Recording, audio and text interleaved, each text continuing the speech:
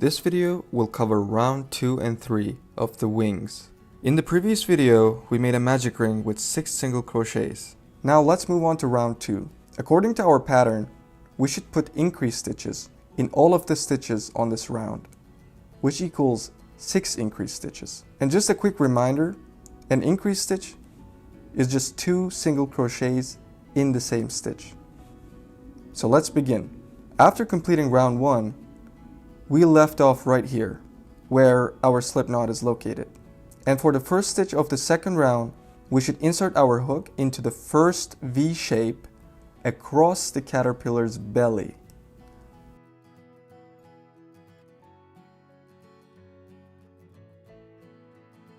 So that would be this stitch right here.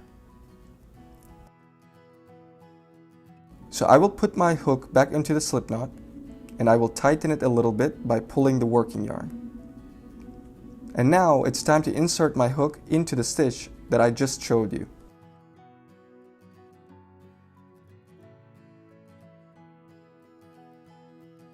The first stitch is usually tight, so you might have to wiggle your hook a little bit, but eventually it will go through.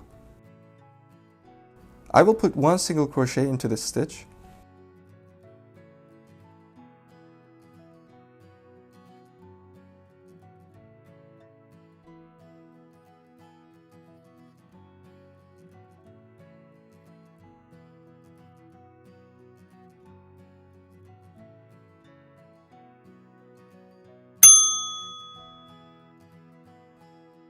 Before I put another single crochet, I will place a stitch marker on the stitch that I just made to indicate the beginning of the round. That way, we know the round is over when we reach this stitch.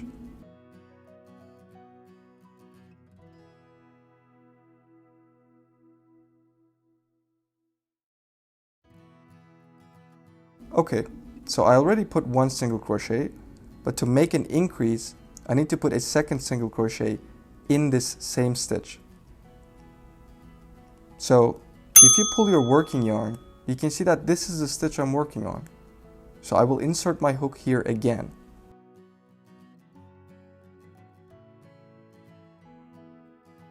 And put another single crochet.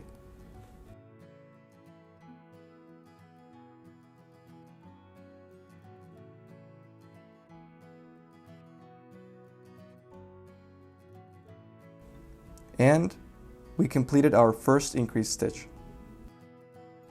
But remember, we have to make 5 more. So I will go ahead and put a single crochet into the next stitch.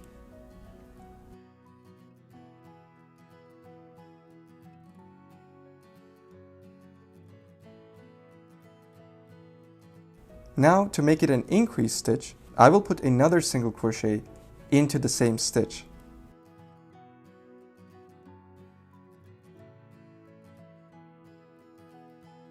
And that concludes our second increase. We will repeat the increase stitch 4 more times until we reach the stitch marker at the end of the round.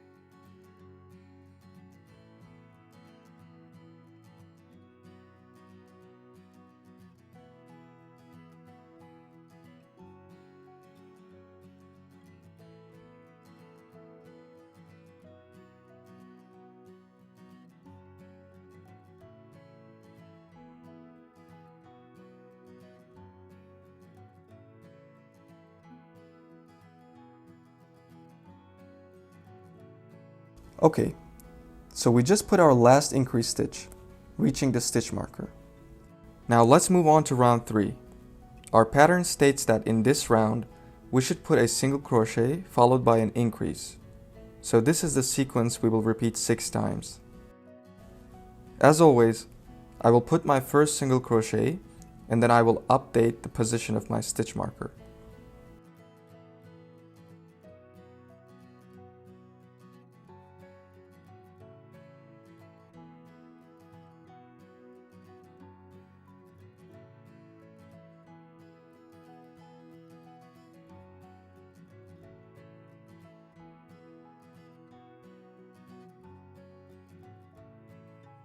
So we completed this single crochet, and the next element of our sequence is an increase.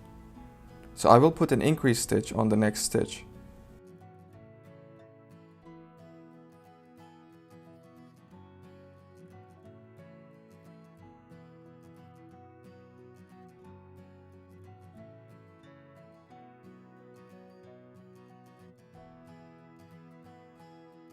Great, we just completed the first iteration of our sequence. Now we just need to repeat this until we reach the stitch marker.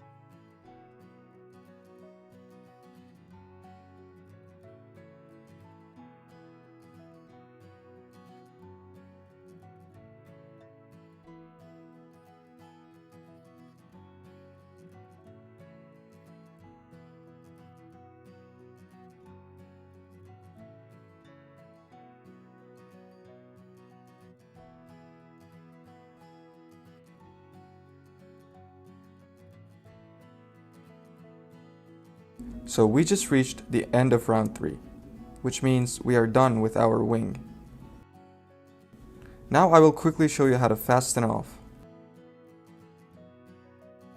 At this point, I will switch to light pink because when we are sewing the wings, which will be covered in the next video, I don't want colors to blend in. So that's why I changed colors again. But obviously, you should still be using white yarn. To fasten off, all you need to do is first take out your stitch marker, then cut off your working yarn, leaving a long tail. We are later going to use this tail for sewing, so it should be around at least 10 inches.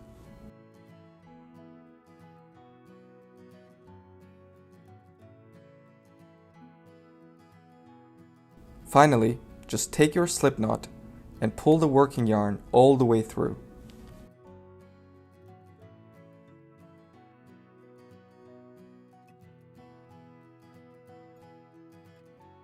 Pinch it a little bit to tighten it. And that's it. You might realize we have 2 tails hanging down. The first tail is the remains from our working yarn, which is the one we just cut off. We will use this tail for sewing. Then there is another tail hanging down from the center of our ring. We are not going to use this, so I suggest you cut this short so that it doesn't bother you when sewing.